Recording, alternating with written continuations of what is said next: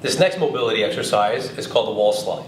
But before doing the wall slide, I want you to do a floor slide. So lying on your back with your knees bent, engage your abdominals to bring your lower back down towards the ground so there's no gap. From here, your arms go to 90 degrees and you're going to slide up while keeping contact with the floor and then all the way back down. 8 to 10 reps. If this is challenging, you would stay here and build up the range with the contact on the floor until you get about 8 to 10. After that, then you can move on to using the wall. This next exercise is called the 90-90 hip stretch. We're working on both the internal and external rotation of the hips. Here we want to feel like we're compressing down into the floor all the way through. At the same time, we're engaging up through the hips, squeezing the glutes as we push down. Here we can hold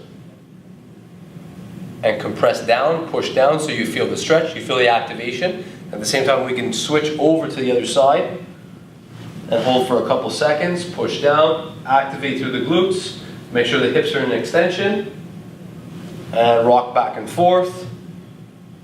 And you can even throw in a little bit of a rotational component here each time you rotate through the hips. 8 to 10 per side. Here we have a downward dog with an alternating toe touch. So we're going to get a nice stretch on the posterior side along with some mobility through the thoracic cage and working those shoulders as well. So set yourself up with your hands underneath your shoulders and we're going to pop up to a high plank or push-up position.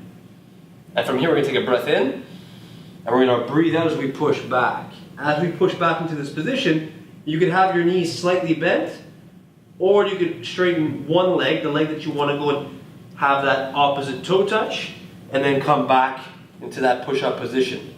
Each time you push back, alternate sides, slowly come back to that starting position each time. If you need to keep the knees bent because the hamstrings are very tight, go ahead, and then like I said, you can just slowly walk out in that position and then come back into that neutral position. Once again, 8 to 10 reps would be great.